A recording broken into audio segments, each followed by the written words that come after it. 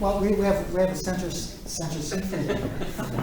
It's nice to privilege me. So thanks everybody for being here. And the last person coming in, please shut the doors.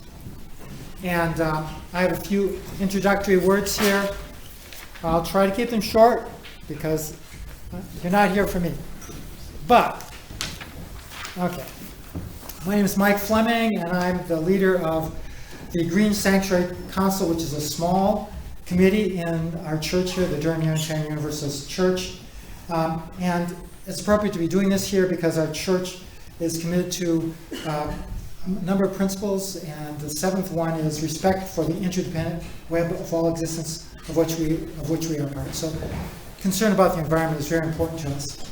And following that principle, 3 years ago, this church became the first solar church in New Hampshire, and we're very proud of that.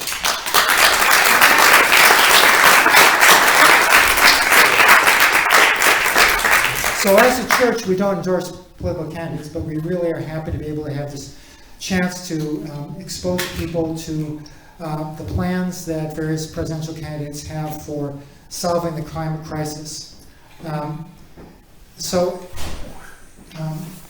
really want to make sure there's going to be, the way this is going to go is that Marianne will talk for 12 to 15 minutes, and then we'll have questions from each one of our panel members here, whom I'll talk about a little bit later.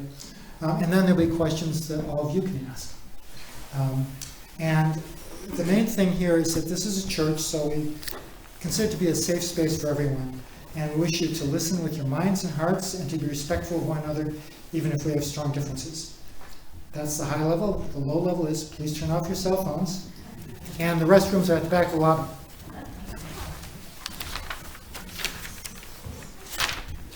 The hardest climate question is a moral one. Will we choose to leave our children a livable earth? If we do, climate solutions have to meet 5 difficult criteria. They must be effective, not just symbolic. They must be fair. They can't increase the already great disparities among our people. They must be economically feasible. They must help but not hurt the economy. They must be fast. Every year we delay will make the problem worse. And perhaps most difficult, they must be long-lasting. They have to be politically sustainable for the rest of this century and longer, meaning 20 presidential elections and many changes of party control. I think I just mentioned earlier the agenda for tonight, so I won't go over that on this page. I need my crutches.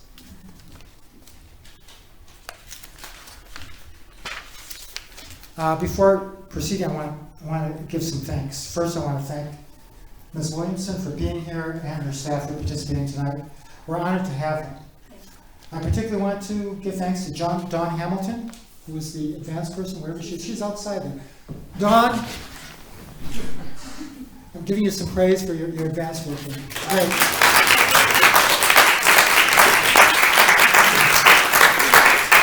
And I want to thank our distinguished panel, of whom I'll say a few things later. And I also want to give a hand to the people who have been helping here. Those people can stand up, including some of the younger people. Please stand up and give the young people some praise. It's their work that is going to be effective in their future. So I've cobbled together some bullet points about you from your biography, the biography on your website, and from Wikipedia. And please correct me if I did anything wrong. You've got a lot wrong. Marianne Williamson is the author of 13 books. The first was A Return to Love, Reflections on the Principles of A Course in Miracles. And that was in 1992. And our most recent book in 2019 is A Politics of Love, a Handbook for a New American Revolution. 4 of her books have been #1 New York Times bestsellers.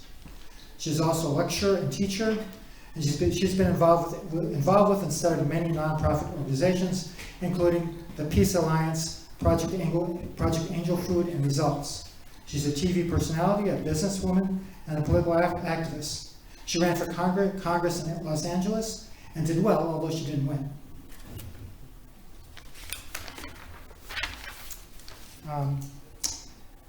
Ms. Williamson's website says, with regard to climate, a Williamson administration will make climate change and global warming an urgent and top priority.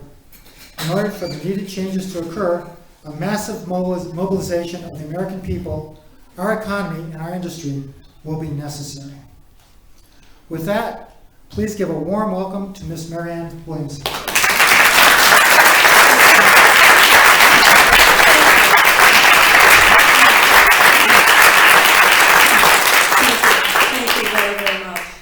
It is proper in the world that I have inhabited for the last 35 years that we should be discussing the climate crisis and the environmental crisis in a church. Some of the most important social justice movements in the history of our country have emanated not only from the church, but specifically from churches in New Hampshire. The early evangelicals of New Hampshire were the foundational point of the abolitionist movement. Not only was the abolitionist movement emerging from early evangelicals and Quakers, many of the leaders of the women's suffragette movement were Quakers, and of course the civil rights movement was led by a Baptist preacher and the Southern Christian Leadership Conference. So traditionally in the United States, when our country has deviated deeply from our moral compass, it has in fact been the spiritual and religious sources in our country out of which has emerged the kinds of social movements that put us back on track. It is telling that today the political system would like to point at people within spiritual and religious circles and say that we're just not qualified, when in fact the opposite is true. It has been voices that had no conscience, voices that stood for economic factors that were soulless, forces that stood for capitalism without any sense of ethical and moral responsibility to people or planet, which have always been that which has led this country astray, and it has always been the voices of conscience that drew a boundary, set a line, said this stops now, and put this country back on another track. That is what it will take to deal with the environmental crisis today.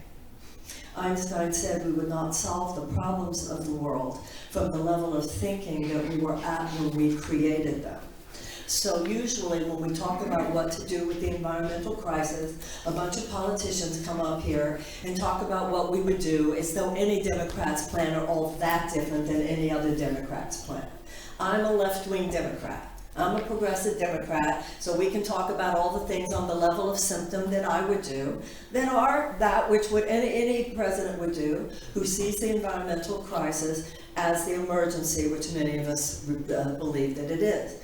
I understand that we have 7 years or so, and that if we do not take radical action within the next 7 years, that we could have within the next 20 years a level of massive social collapse like nothing that has been seen in the modern era. I understand that we have to sequester the carbon. I understand that we have to reforest. I understand that we have to develop alternative energy systems. I understand that we need to have the Green New Deal on steroids. I understand that we have to deal with animal factory farming, which in addition to be immoral, produce so much nitrous oxide and methane gas that even if we did everything else, but we didn't deal with the animal factory farming, we would still be in trouble. I understand that if we do not do this, what could happen within 15 or 20 years is that entire swaths of countries, possibly even entire swaths of continents, could literally be uninhabitable because of the heat. I understand that if your land is uninhabitable because of the heat, that means you can't grow food there. I understand that if you can't grow food there, then you're talking about massive food shortages, you're talking about economic collapse, and you're talking about the possibility of hundreds of millions of climate refugees. I understand that it's almost unimaginable to think about that scenario when you look at what's happening on our southern border now, when you think about the 63 million displaced persons who already represent on this planet the largest humanitarian crisis since World War II. It is beyond horrifying to think of what could happen on this planet if, in fact, we had hundreds of millions of climate refugees. I get all that. Nobody running for president should not get that. And so the Democrats can stay with, should we go with the moderate or should we go with the progressive? And I'm saying to my fellow Americans who would like to see this president not win a second term, that we really need to go deeper than this. You know, Louis Pasteur's last words before he died were, "I was wrong. It's not the germ, it's the environment." And so I want to treat, as president, in this issue and in every issue, I want to treat more than the symptom.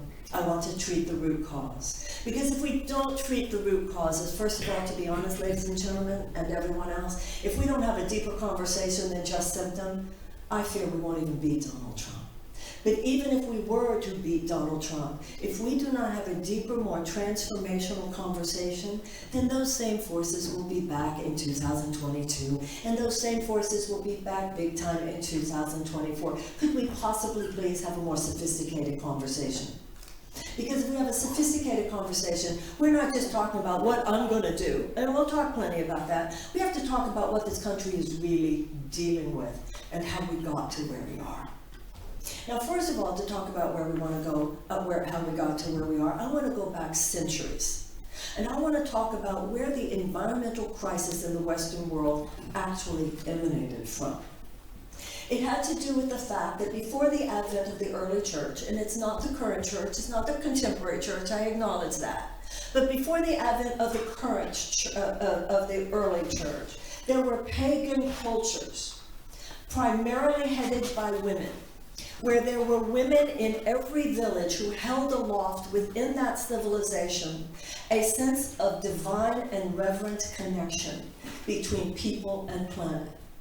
There were people who did rituals, daily rituals, that had to do with a spiritual connection with the earth, and a spiritual connection with the sky, and a spiritual connection with the waters. There was a sense of soulful spiritual emanation that came from both nature and from people.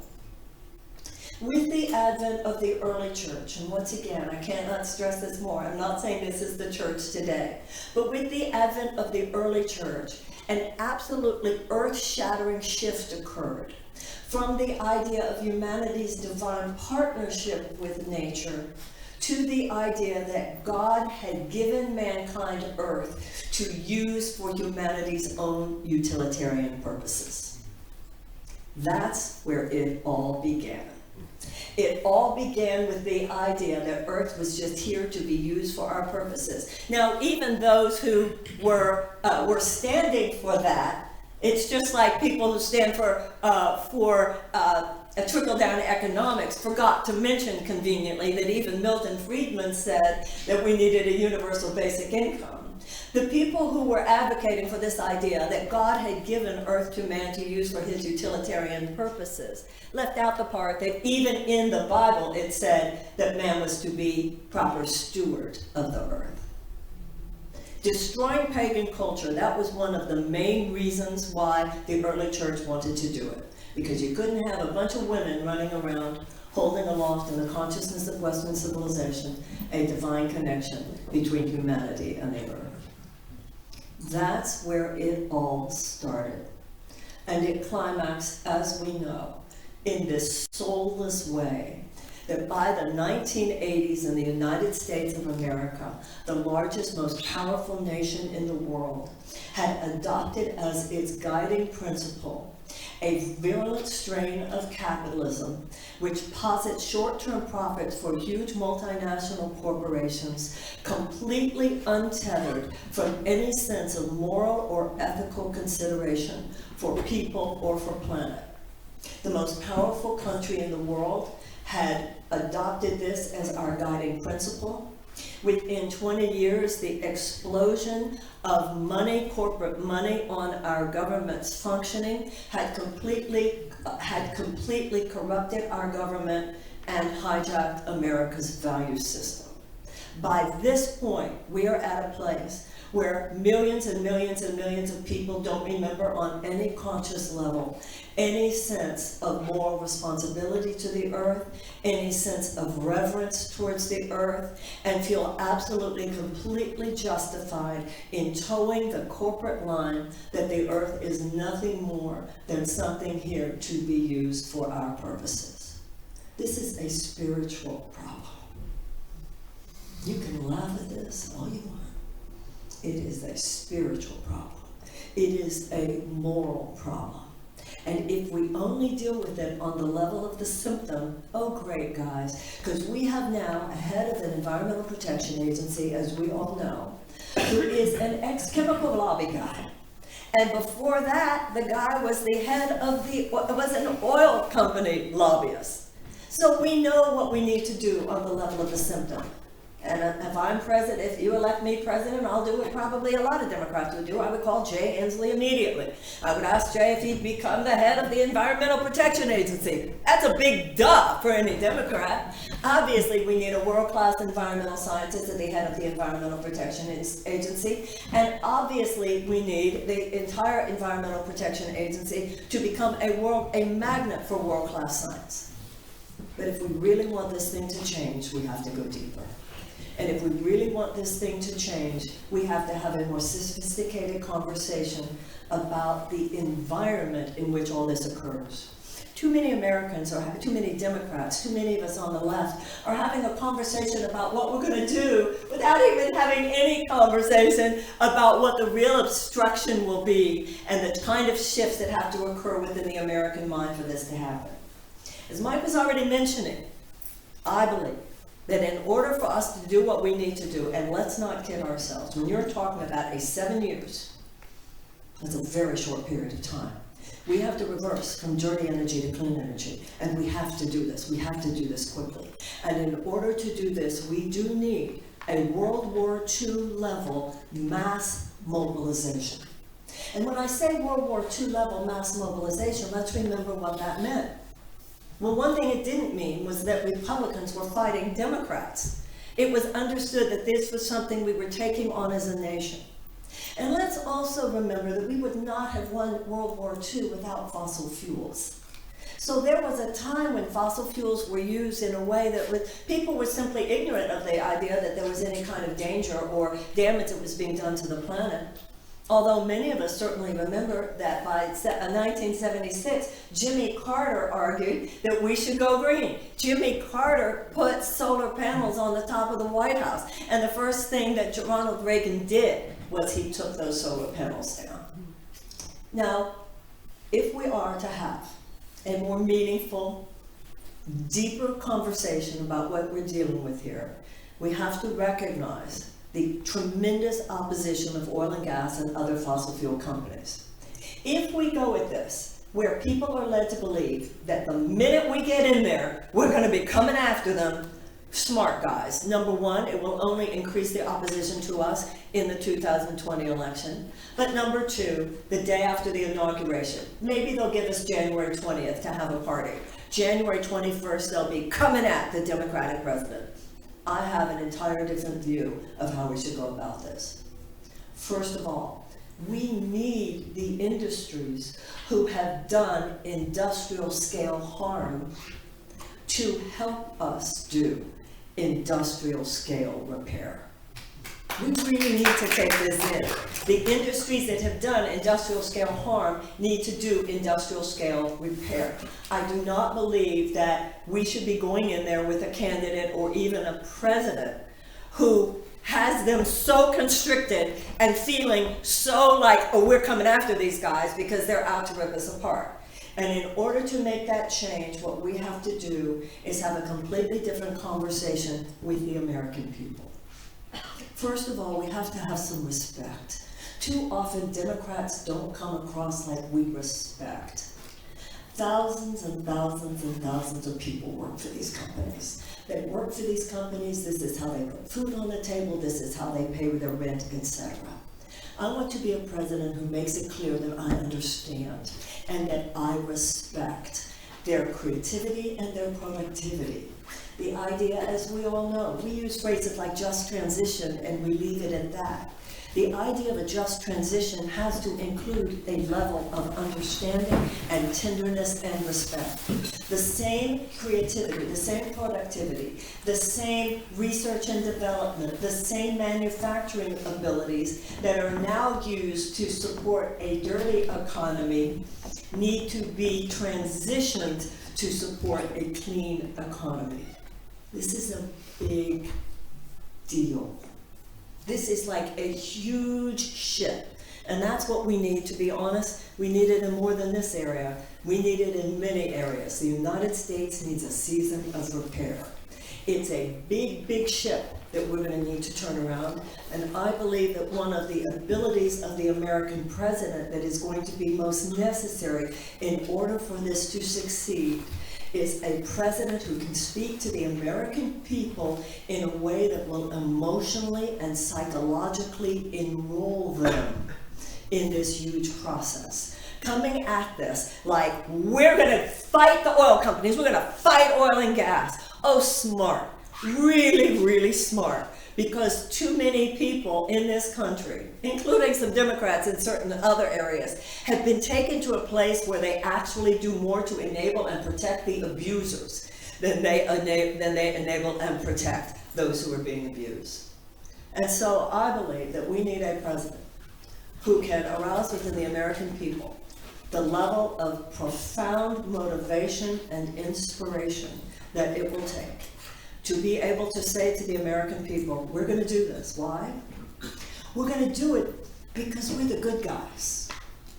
When you have out of 195 countries that have signed the Paris Accords, the United States, the only country that has withdrawn.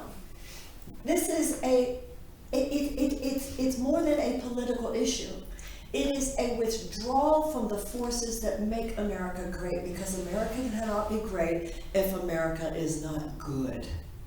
We are going to reverse climate change, and we're going to go from a dirty economy to a clean economy. I'll tell you why. Because it's the right thing to do.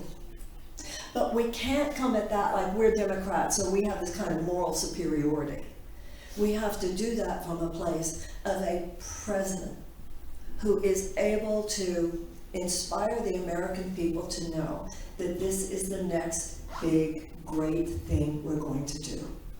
When you just talk to the American people about 1.5 degrees Celsius, when you just talk to the American people about carbon taxes, should it be free carbon, should it be the electrical grid, should it be the buildings, by what year, should it be 2035 or should it be the year 2040, people's eyes glaze over. This is inside talk. We get it. We've all talked about it. We've all read about it for years. We really still going to talk about that? Well, would it be 2030? Do you think we could do that by 2035? Do you think we should have like completely carbon neutral? We're having this inside conversation, and we wonder why we've lost the country. We've lost the country because there's no poetry there. We've lost the country because there's no love there, really. It's just techno talk. Like, we're all so cool because we get it, because we've read all that stuff. We've all read it, ladies and gentlemen. We all know it. We have to become a party, once again, of such soulfulness and such a sense that we're going to be for the people, and we're not just going to be for our people, as Mike mentioned, for future generations. What person lives only for themselves, and what generation lives only for itself? What generation lives only for itself? You know, I read a book that was so inspiring to me about the great Catholic cathedrals of Europe. And it was talking about how other than the pyramids of Egypt, there has never been a greater example of architectural genius than the great Catholic cathedrals of Europe. But what this book was talking about was the fact that the vast majority of people who worked on these cathedrals knew that the cathedral would not be finished in their lifetime. That's the level of profundity that a mature civilization dwells within. The idea that I'm not just doing this for me, I'm doing this for great-great-great-grandchildren who I will never see. That's the level of philosophical greatness we need to go to. When the early evangelicals of New Hampshire stood up for abolition, they knew that it was very unlikely, given the profound economic forces that supported slavery. They knew that from a rational perspective it was unlikely that they would be able to succeed. But they came from a deep sense of right and wrong, and they came from a deep sense of that which is evil and that which is not evil. And they were willing to take a stand. And ultimately the entire country went in that direction. It's evil to let money be your God. It's evil to let economic values take precedence over humanitarian values. It's just wrong to treat your earth and the God-given gifts of this earth, to treat them like they're just there for your purposes, even though you are destroying an ecosystem that has taken millions and millions of years to evolve. When I look at the environmental crisis, I don't just see it in terms of climate. I see the same thing in terms of the water contaminants. I see the same error in terms of the carcinogens in our food.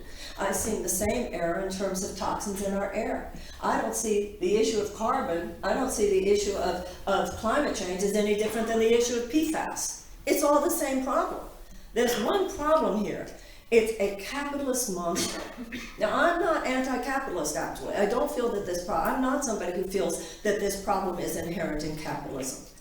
But this is a virulent strain of capitalism that has corrupted our government. It is a virulent strain of capitalism. It has completely untethered us from any sense of moral responsibility or reverence for life itself. That is the level of the problem. And that has to be the level of the answer. And it's difficult for the Democrats to come around talking about how they're going to solve the problem here. And they'll take on oil and gas in certain situations, but they're not going to talk about the food companies. And they're not going to talk about the chemical companies. And they're not going to talk about agribusiness. And they're not going to talk about other corporate systems that do just as much damage and will lead us just as assuredly into the place of ecosystem implosion. So, I believe we need a deeper conversation. I believe we need to stop talking to the American people like they're stupid. I think we need to stop talking to the American people like we just have a bunch of symptoms that we're going to address, and we'll address it in a certain way. And if they're smart, they'll go along with us. I think we need to get down and get real. We're killing ourselves. We're killing ourselves. We talk about health care. We're going to talk about how to pay for health care. Great, because I'll tell you what we should be talking about. We should be talking about the fact that Americans have so much more chronic illness than do the citizens of countries of other comparable wealth. And why is that? It's because of the contaminants in our water, and it's because of the carcinogens in our food, and it is because of the toxins in our air. But you see, whereas we have a Republican Party which has been hijacked by forces that look at all of this and go, yeah, what of it? We have a Democratic Party who too often wants to address all the problems on the periphery, but they too refuse to address all the underlying forces that make all this suffering inevitable. And of course, they call the person having the deepest conversation the shallow woman who's too silly to take this on. I hope that more American people will see through the game that's been played here, because you're naive if you think the Democrats aren't playing footsies under the table with exactly what's going on that is poisoning all of this. All that Obamacare was as far as the insurance companies, the health insurance companies would let him go. We need somebody from outside that system, because the whole system is dirty. The whole system is corrupt. And we're naive if we think it's only corrupt in the Republican Party. Now, I'm not talking about individuals. In terms of this election, I have a lot of respect for the other people who are running. And I'm not running against anyone. I'm running with a lot of really, really fine people. But I will tell you this. If you think it's just as simple as making sure the Democrat gets elected, that will keep us from falling over the cliff for a couple of years. But we have to get out of the vicinity of the cliff. Because otherwise, those same forces will be back in 22, and those same forces will be back in 24. There's only one thing that will override that, I believe, and that's moving to a moral high ground. And there are people on the right, as well as people on the left, who will respond to a deeply moral conversation. It's not about 1.5. It's not about, is it 1.5 or is it maybe we could do 1 degree? It's not just about, is it 2030 or maybe do you think if it's 2040? We have to go deeper than that. What we've done to our planet is wrong. What we've done to our planet is wrong. That's not what we were created. This created beings don't treat other life forms with such irreverence. If we speak to the heart like that, and you have someone who knows how to speak to the heart like that, we will touch people. And I think that if we do any less than that, I fear for us in the 2020 elections. And if we do any less than that, even if we win in 2020, we're still going to lose in the road ahead. Let's get real. Let's stop pretending that only the Republicans were part of this. The whole system's part of this. It's time for the people to step in. Thank you.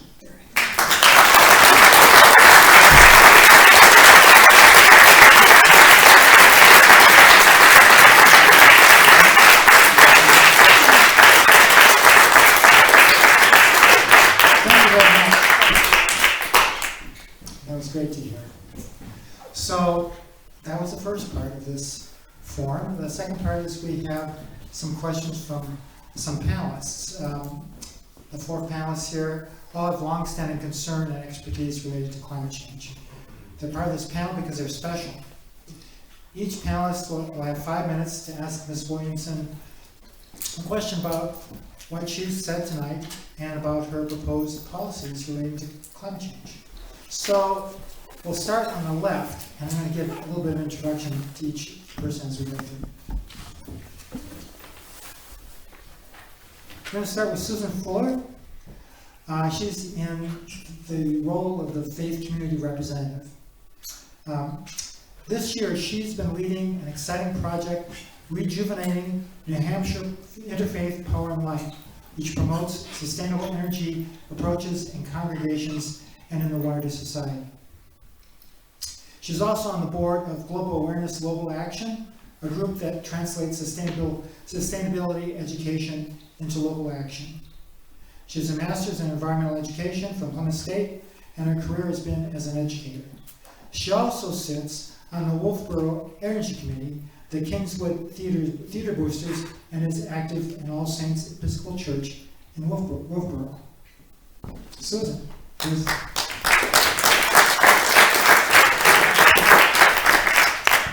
Thank you, Michael. I just want to say the mission of New Hampshire Interfaith Power and Light is to inspire and mobilize people of faith and conscience to take bold and just action to address climate change. And I couldn't agree more with your words tonight, that it is a moral issue and it has to be addressed as such. And so my question, I think there is a soullessness to how we are functioning today as a country. And so my question, I guess, is how do we engage the American people and our leaders, our political leaders, to engage in this moral conversation? Because the question of urgency, conversations can take time, especially if they're meaningful and real, focusing on deep issues, as you have suggested, and as I believe is we're so in need of as a country. So with the urgency of climate change, I would love to have a sort of a vision. I love this idea that there's a vision of how this can happen, so I would really appreciate your explaining and elaborating. Thank you. Some of us are old enough to remember when there was a vital religious left in this country. During the Vietnam War, the Berrigan brothers and William Sloane Coffin, I grew up with a Democratic Party that was not afraid of faith language. Bobby Kennedy talked about how it was a contest for the soul of America. Dr. Martin Luther King, of course. It was only with the advent of the neoliberal approach, it was back in the 90s, it started in the 80s and then it got really big in the 90s, that the Democratic Party adopted this profoundly over-secularized, over-corporatized language. And what happened is that people from a religious and spiritual perspective grew almost ashamed of our conversation. So it wasn't that forces on the right started shouting. It was the idea that religious and spiritual forces on the left started whispering. And we started seeing ourselves even now, the way I've seen even myself in this race, those of us who are clergy, those of us who represent the spiritual and religious life of this nation, are not down here while a bunch of politicians are up there. But we've been made to feel that. Those traditionally in this country who, and have conspired in it, don't get me wrong, but those who represent the conversation about the conscience of a nation should feel less than. I was interviewed on C-SPAN, and not that any of the candidates have made me feel this way, because the candidates are lovely people. This is not personal, and it's not about the candidates themselves, it's about the system. I remember when I was interviewed on C-SPAN, and the interviewer said, well, how did it feel to be up on the debate stage with all those congressmen and senators? I said, how did it feel to them to be with me? I mean, something is wrong in this country. That someone who has been active in faith communities for 35 years and in nonprofit, whose main work has been helping the sufferer, is considered down here and unqualified. Like the only people we should consider qualified to get us out of this ditch are those who drove us into it. It's a mind game that's been played. So how do we talk to them? I'll tell you how we should talk to them at this point. Get up, we need to sit there. That's how we should talk to them right now.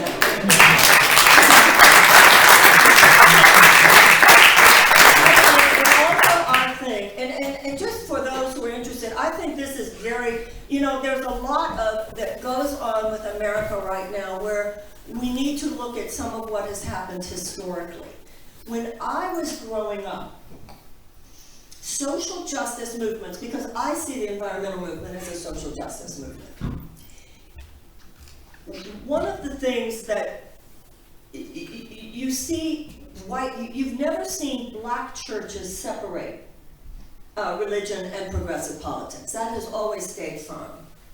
A lot of white Protestantism has gone in the direction of the more right-wing agenda, although a lot of the young evangelicals today are awakening on the issue of environmental. And then there's been a lot of quietude on the part of the white Protestants. Also, something that has happened, which has had a huge effect on all social justice in the United States, is a shift that occurred simultaneously among both Catholics and Jews. Because when I was growing up, if there was any social justice movement, you could count on the institutional forces within Catholicism and Judaism to be with us. What happened with the Catholics and the Jews, and it happened simultaneously, with the Catholics becoming so almost solely, I wouldn't say solely, but so primarily focused on abortion, and the Jews becoming so primarily focused on Israel. That has really taken a lot of energy out of what had been a lot of more institutional religious support for the spiritual and the social justice movement. So my belief about what you said, and because of where I come from, I believe that your question is the essential question. We've got to stop apologizing for ourselves. We've got to remember that when the Johnson Amendment does not mean, and we need to make this very clear to all ministers, rabbis, imams, and everyone else, the separation of church and state was there to protect the religious conversation, not suppress it. That it was never meant to say that spiritual conversations do not belong within politics. Spirituality is simply the path of the heart. All that the Johnson Amendment means is that a clergy person cannot on the pulpit specifically endorse a candidate or a piece of legislation without risking the loss of tax exemption, but that's all. So what I believe we need to do is stopping some namby-pamby to remember, were the evangelicals, the early evangelicals in New Hampshire, shy about talking about slavery? We have been made to feel almost embarrassed of our own sector, and I believe America's the worst because of it. Thank you. Thank you. So we've got a whole variety of people here. The next one is Eric Orff. Oh, he's here on the recommendation of New Hampshire Audubon, but he's got a much wider purview of his life. He was served as the Region 3 New Hampshire wildlife biologist for 2 decades in Durham here until he retired in 2007, and then he served as a consultant to the National Wildlife Federation, and I like them a lot because my grandson is a Ranger Rick fan. He was New Hampshire Fish and Game Department's first bear biologist in 1978 and successfully led the effort to bring a declining bear population of about 1,000 up to over 6,000 today. For over 40 years, Eric Orff has championed New Hampshire's wildlife, often as the lead voice for changes in both attitude and public policy. In 2014, New Hampshire Audubon gave Eric an award for his tireless and effective work for conservation in the state. So Eric, your turn. Michael, thank you. Well, I like to kind of get out of the wall of gloom and doom. And as Mike said, I've been a wildlife biologist for nearly half a century. And you know, during that time, the black bears went from 1,000 to 6,000 a day. More bears over a wider range than they've been since colonial times. Moose went from a few hundred to over 7,000 at one point. Bald eagles, we went from 0 to 50-something pairs of nesting bald eagles. Out at the Isles of Shoals, back in the early 2000s, I helped the New Hampshire Audubon with funding from the New Hampshire Fish and Game get out there. We set up some decoys in the squawk of a tern, and we tracked the terns. Before that, I would go around Great Bay with an Audubon staff and we would count the terns, 8 pairs. At the Isles of Shoals, once we entice them to come back, there's 4,000 pairs. The sky is full of terns. So more eagles, more terns, more peregrine falcons. We live at the best of times for wildlife right here in New Hampshire, but I gotta say, there are some things that are happening thanks to climate change that's not good. Out in the Gulf of Maine, the northern shrimp, a $12 million industry for Maine and New Hampshire, Massachusetts, it's gone. The season's been closed for 5 years and will indefinitely be closed. The Gulf of Maine has warmed too much for our shrimp to survive. We're losing our ocean, cod, down. Our poor moose, a moose that I worked with I captured over 40 moose. It was my job for many years to, if a moose got in trouble. I remember a moose ended up on Fort Tree Island in Portsmouth during Market Square weekend. Thousands of people, and I think they all went over there to see the moose. Well, I had to capture that moose and get him out of Dodge, so that was one of the things I did. So, but our moose numbers went from about 7,500 in 2000 to 3,000 today. Why? Because climate change has shortened our winters. We need snow on the ground in November when the baby ticks get on the moose, and we need snow in April when the females fall off and drop their eggs. Without that length of winter, our moose is suffering. 70% of the moose calves born in the spring will die in the winter from ticks. So we're losing in 50 years. The UNH, with their population model, predicts that our moose will essentially be gone in New Hampshire. It's hard for me to say because I've worked with moose for a long time.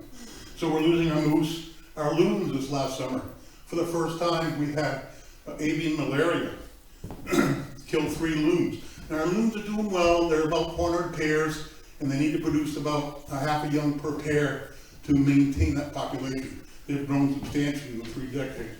But if we have a new disease, that could pitch them off. So we need a voice for our loons and our moose. Asking Miss Williamson, what would you do on the first time of day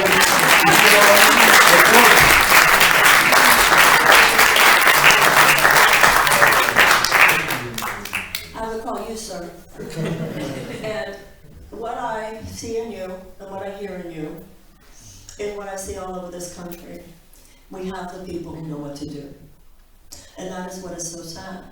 This is not only true in terms of the environment, and hopeful, by the way, because you're right, it's sad and it's hopeful. I see this environmental issues, I see it with helping the millions of American chronically traumatized children. I see it with peace-building issues, and you're a perfect example.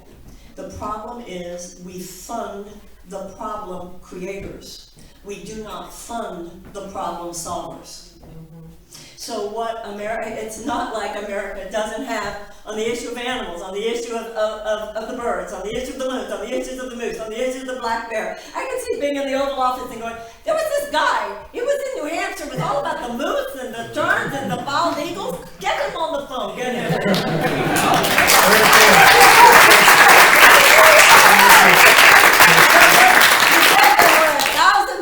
And then he said there were 6,000 bears. He's in New Hampshire. He was at this Unitarian church. Call him up. And this is what America is filled with.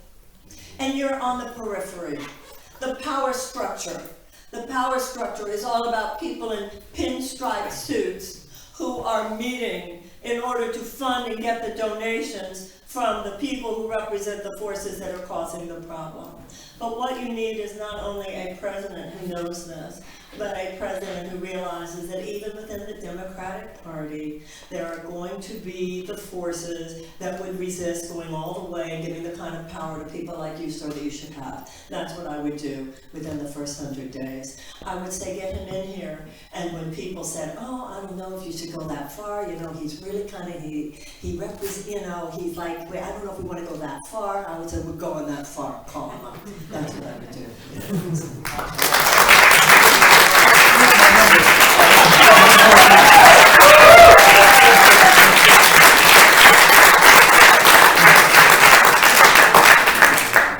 Thanks. Both of you. Well, we have two more people here. The next is Clay Mitchell. He received his PhD from UNH, and he's now in the faculty of UNH, and he also adjuncts at Vermont Law School teaching the subjects environmental and energy law and policy. I guess I did mention he's our representative for environmental science and policy. He's taught a wide range of subjects, including high-level courses such as advanced topics in sustainable energy. As an attorney, he has worked in the environmental and energy sectors, consulting with towns and developing renewable energy projects for over the last 20 years. So please let's give a hand for Clay Mitchell.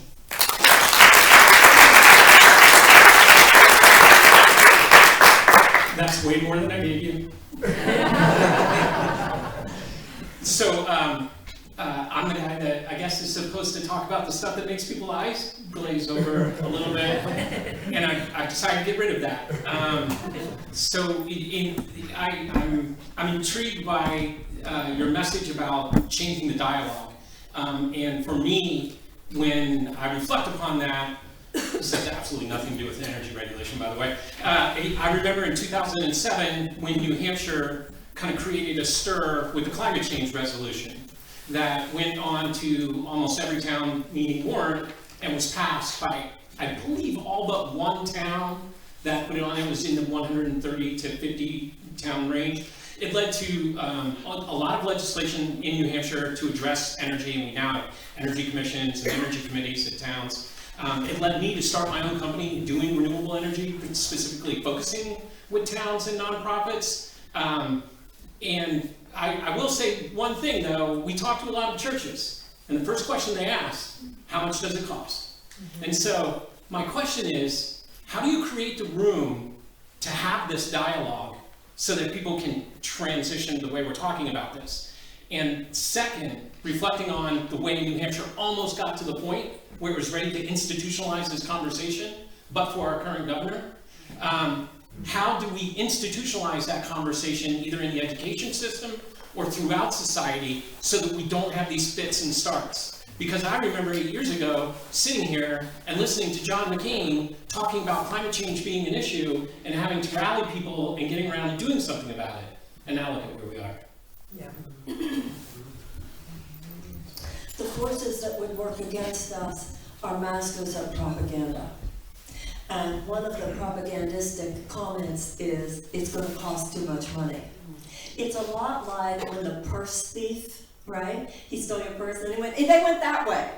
So they're the same people that are passing 2017 $2 trillion tax cut, where 83 cents of every dollar goes to the very richest corporations and individuals, the same forces that want $26 billion in a corporate subsidy to oil and gas last year alone, the same corporate forces that make it so that the United States government cannot negotiate for lower drug prices with big pharmaceutical companies, the same corporate forces that adds to what the military says that they need, hundreds of billions of dollars in military expenditure that have only to do with the profit maximization of huge multinational defense contractors. Then they say to us about saving the planet for our great-grandchildren, do we have the money?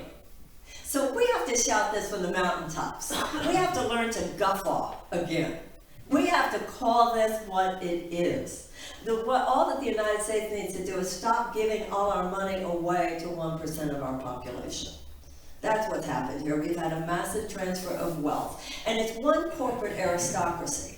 It's health insurance companies and big pharmaceutical companies and food companies and gun manufacturers and chemical companies and agribusiness and defense contractors. It's one corporate aristocracy. And our government, instead of being of the people, by the people, and for the people, is of, by, and for the short-term profit maximization for the corporate aristocracy.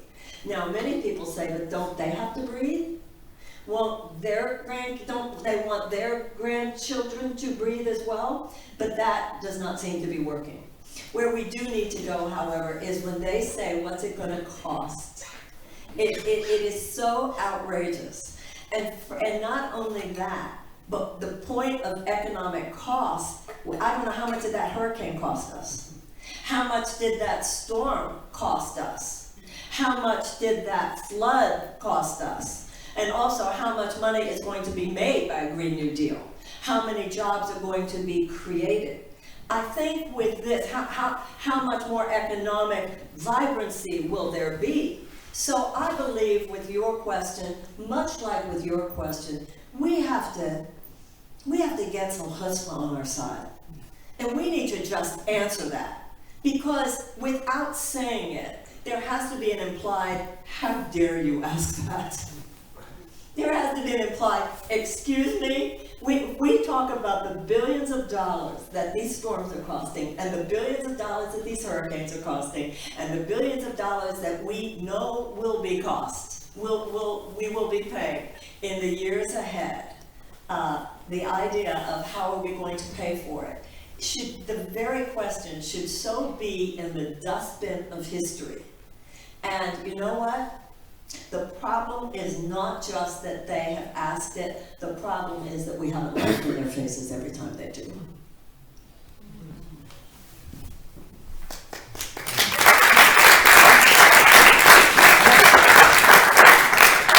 Challenging question. So we have our last representative on the stage here is Ken Kenny, and he takes the role of being a New Hampshire elected official. He was elected as the representative for Stratford County District 6 in the New Hampshire House. Lives in Durham, elected in 2018. He's the vice chair of the New Hampshire House Young Democrats, and the work that he's done so far has often been advocating for young voters. In fact, he co-sponsored 2 bills this session reversing laws designed to disenfranchise and discourage young people and students from voting. So I want to give you a little bit of a hand for Ken Kenny.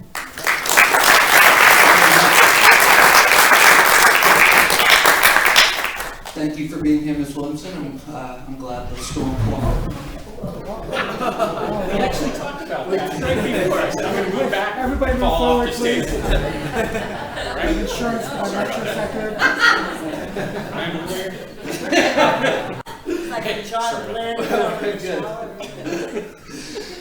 So my question also has to do with how divided we are in the country, but less about the mass mobilization of Americans and more about those pesky politicians that you would inevitably have to work with as president, because we are divided right now, and we have people who are putting profit over the good of the world. Facts are seeming to matter less and less, and although I have no doubt that when you talk to the American people, a lot will be able to resonate with you. Before they get that message, these politicians will inevitably still be there because the American people are the ones putting them there. So I guess my question to you would be, how do you plan to work with climate change deniers, keeping the spirit of unity and love, but at the same time measuring out the urgency of possibly using executive action and other methods when bipartisanship may not be working? Love sometimes says no. We need a love in the White House. You can take that however you want. I would not be timid with the use of executive power. I would not seek to abuse it the way our current president does, but I would not be timid with it the way our last president was either. I would not be putting my hand out with an olive branch to someone who has already made it very clear that his only desire is to bite off my hand. I think one of the things about Republicans is they recognize they won the election. That's their mandate. Democrats have become so namby-pamby. Well, we don't have a mandate. What does that even mean? You won the election. That's your mandate. Well, we need a second term, and then they never somehow get around to it. Now, first of all, if the consciousness of the nation is such that they elect me president, that means there's been a shift. So if there's been a shift enough that somebody elects me president, then I can totally imagine a world where Mitch McConnell is not head of the Senate. So I don't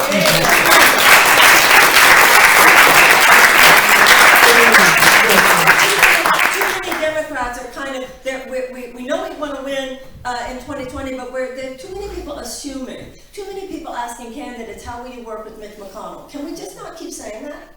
Do you know what I'm saying? Let's assume we know we have a big job to do in 2020, and it's not just on the level of the White House, it's also on the level of Congress. But I feel, you know, when you were talking, sir, about the fact that you're the mechanics. We need two things. We need the best car mechanics. We need the best car, but we also need someone who knows what road we're on, who can paint for the American people a picture of what road we're on, what road we need to take, and what turn we need to take over there, and what turn we need to take over there. That's the part where I could come in. And I feel then I open the door and I say, okay, take it from here. But the point is, you can have the best car mechanic in the world, and the car mechanic doesn't necessarily know what road is the best road to be on in order to go to Milwaukee. No president has a magic wand, which right now, thank God. So we don't have a system where the president can just come in and do whatever the president wants. But the president can do a lot. And I think Democrats need to be far more honest with ourselves. Even with our last Democratic president, a lot of the obstruction was less to do with Mitch McConnell and more to do with things he didn't even try to do because of the corporate forces within his own party. And we need to stop pretending that that's not true. There are things which if George Bush would do them, we would yell bloody murder. And if Barack Obama did them, we went, oh, poor baby. Poor baby. Oh, they wouldn't let him. In situations where actually he didn't try. And he didn't try because of those same underlying corporate forces that work even within our party. And no institution, any different than an individual, is able to transform unless we're willing to take a good and honest look within ourselves, which is why I believe a president who does not come from within that system, a kind of Teddy Roosevelt type who doesn't even come from that system, is what would be a very good idea for 4 years. In the meantime, the American people, listen, people who vote for Trump have the right to vote for Trump. People who vote for a Republican senator in Kentucky have the right to do that. I would seek to be polite. I would seek to be courteous. But no one would doubt that I would be using all the power vested in me by the authority of the presidency to get done what I felt the American people told me to do once I was there. Yeah.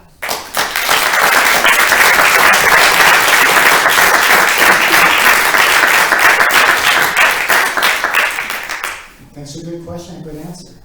We now have time for questions from the audience, but before I start, I'm going to give you some guidance here.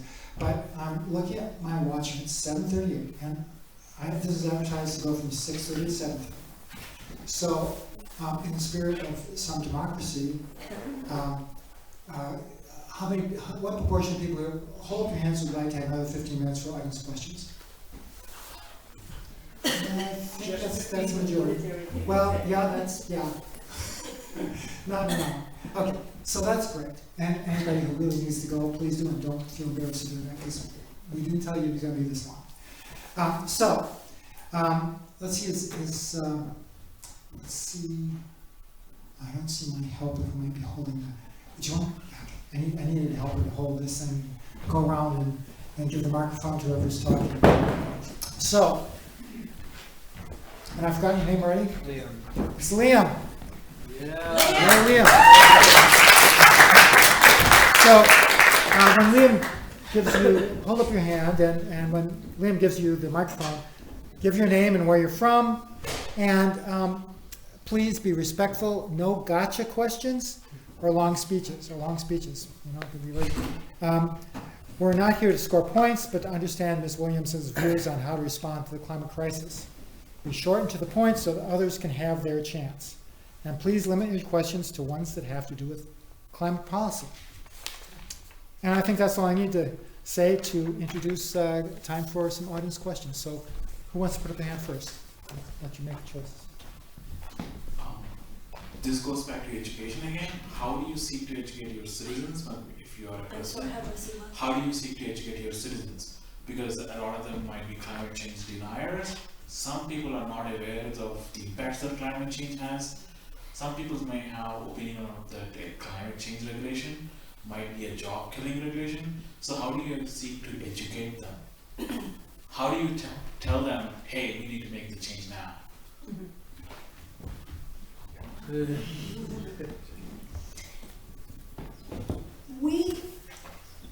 The vast majority of colonists didn't want to separate from England. Americans have become obsessed with people who don't agree with us. People who don't agree with you don't agree with you. The issue is we won the election. So this issue is not so much about worrying about people who don't agree with us, and the issue has more to do with what we're going to do with the fact that we won an election. Now, I'll tell you what I would do. One of the first things I would do as president, when you asked me what you would do, what I would do in my first 100 days, I would call the greatest film directors and theatrical directors and producers and writers in America. And I would bring them over and I would say, we gotta make peace sexy. We have to make healing the planet sexy. There has been such a sexualization and an adrenalization of doing the wrong thing. See, we're a violent country. We complain about gun violence, but our criminal policies are as violent as many of the crimes we prosecute. Our racial disparity in criminal sentencing is violent. Our mandatory minimums are violent. Mass incarceration is violent. So we have to look at all of the ways in which we ourselves are violent, and that includes violence towards the earth. So one of the things I want, because I want a Department of Peace, we're going to have a violent society unless we decide to be a non-violent society. Fracking is an act of violence. What we're doing to the earth is violent. Agribusiness is violent. What it has done to the American farmer is violent. What it has done to agriculture is violent. Animal factory farms are violent. So it can't be, it's got to be on a different level than just quote-unquote convincing climate change deniers. But I'll tell you one thing about climate change deniers. I've had people say to me, Marianne, you've got to stop it with making it all about how bad oil and gas is. Because they've said there are some people who realize the problem we're in, who would be very open to the conversation of what we need to do to fix it, but they don't want to hear about how it's man-made. They just believe it has to do with the climate cycles of the planet, etc. We don't even have to go there. We don't have to be so oppositional. You know, Martin Luther King said, you have very little morally persuasive power with people who can feel your underlying contempt. People on the left, there's this arrogance these days. And it's arrogant of us to think we just need to educate the people who don't understand. We need to inspire. People don't like to feel talked down to. Like I said at the beginning tonight, ladies and gentlemen, none of this is going to happen unless we win the election. And in order to win the election, we can't just come across like we're smarter and they don't get it. And how are we going to convince them, or how are we going to educate them? I believe the president that we need, the candidate we need, is someone who will inspire. Let us talk about how we're going to heal the earth. We don't even have to go into where it came from. We can know what we know, and we don't even have to go there with them. Because some of them are absolutely not going to buy it. And they don't have to, actually. But this is what they do know. They know what that flood did. And they know what that hurricane did. And so we don't have to make it oppositional. We didn't fight World War II with Democrats fighting Republicans. So we have to heal our own minds. We have to become practitioners of nonviolence and heal our own minds of our own sense of sort of moral or intellectual superiority. We don't have to convince anyone anything. We need to inspire the whole country how beautiful it's going to be when the rivers are clean, and how beautiful it's going to be when the air is clean, and how beautiful it's going to be when there aren't going to be so many farmers committing suicide and farmers going bankrupt, and we're going to make agriculture clean again, and we're going to diversify the crops. And we're going to have clean oceans, and maybe they won't be all clean. We're going to deal with acidification, but it's not, the picture we're going to paint is not just that, well, you are going to do it, because you need to do it. But what I would be doing is just talking about how beautiful it's going to be when the oceans are clean. Because you talk in the prose, and I'll talk in the poetry. That's another mistake that the Democrats made. And Mario Cuomo, for whom I had a lot of respect. I lived in New York when he was there. He was a great man. But when he said this business of you campaign in poetry, but you govern in prose, that was a big mistake. Ronald Reagan would never have made that mistake. He campaigned in poetry and he governed in poetry. Let me in there. I'm going to keep up the poetry. I'm going to bring you guys in. But I mean, you're doing it. Do you see what I'm saying? But the president should be continuing to inspire people how beautiful it's going to be, how we're repairing the earth, how we're ending an aberrational chapter of American history, how we are opening a new chapter of American history. We don't even need to go there.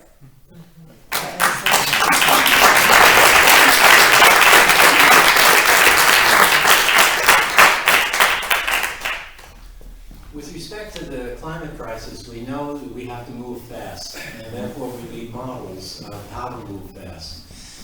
I don't know if you've ever looked at Franklin Roosevelt's first year, and particularly the months after his election, but this country moved very, very fast in a period of about 9 months to reconstitute the entire government. And the war mobilization effort, 1940-41, is another example, with many people in the society working 7 days a week, 24 hours a day in shifts to accomplish a great deal in a very short period of time because it was absolutely necessary to do it. What we know of the climate crisis is that it is necessary for us to work at such a high speed. Have you ever looked at the model of FDR and how he was able to accomplish as much as he did in such a very short period of time? I very much have, and you're pointing to probably the most significant issue we have. I'm a bit of an FDR buff. So this is what he did. As you know, there was no standing army before World War II. So Pearl Harbor gets attacked, and FDR calls in the automakers from Detroit. And he says, I need this many tanks, I need this many ships, and I need this many planes. And they all said to him, oh, Mr. President, we are patriotic Americans, and we need to produce all these cars, but as soon as we produce all these cars, sir, we're going to give you your ships, and we're going to give you your planes, and we're going to give you your tanks. To which FDR responded, gentlemen, I don't think you heard me. I need this many ships, I need this many tanks, and I need this many planes. You will not be making cars until I get my ships and my planes and my tanks. Now the problem we have is that that was a time where when the president spoke, it was a big deal. Your question is what worries me. Because today, the president's saying that, and you know what the automakers would say? To hell with you, I got the money. Who are you? You're just president of the United States. I'm the big corporate chieftain. We own you. And in too many ways they do. That's the problem we have. That's why we have got to get the money out of politics. That is the cancer underlying all the cancers. And until we do that, the money guys will talk to the American president like we'll do it when we get around to it. Then the question becomes, do you declare a climate emergency? You know, if we go down that road, your question, sir, is what I think about all the time.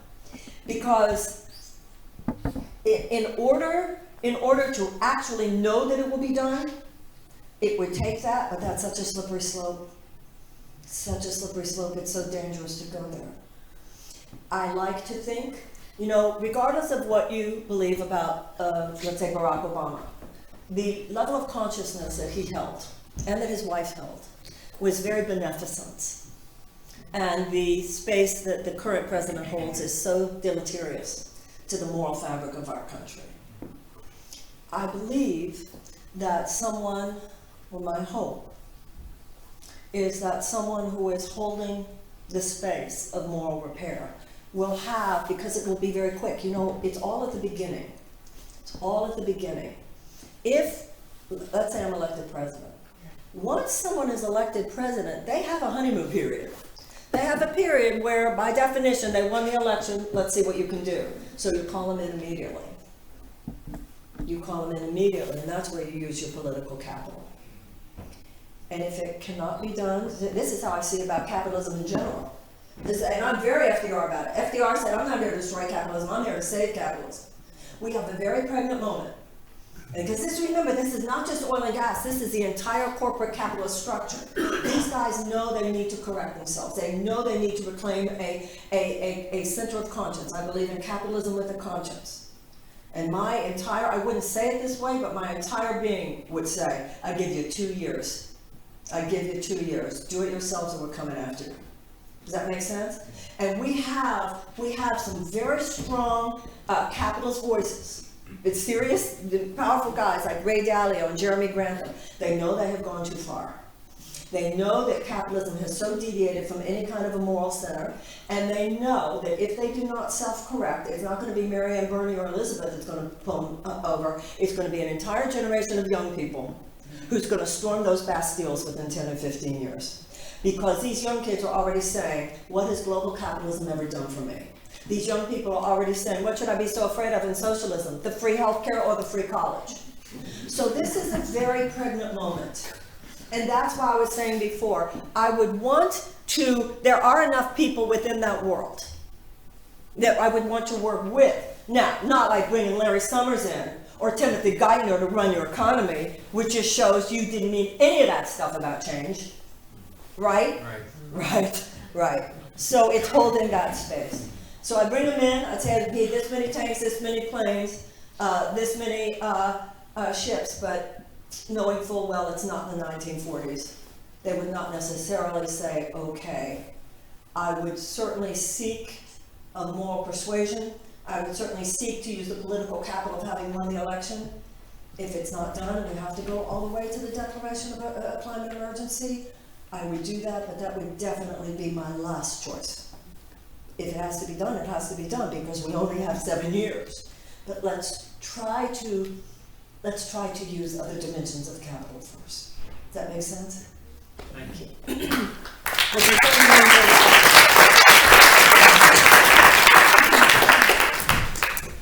Do I see anybody else who would like a question? I think I don't see anybody right now, but it's been a great time. I want to thank everyone who's been here tonight. It's been really an important conversation. And I would like to applaud Ms. Williamson for her participation tonight and her dedication to addressing the great threats posed by climate change. Thank you.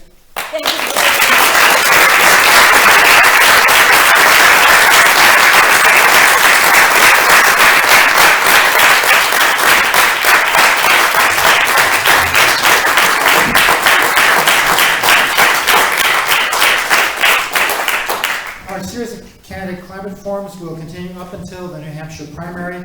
If you didn't get an email about tonight's forum, be sure to sign up at the table in the lobby so we can tell you about the next one. So, have a good night, everyone. Thank Well you. done.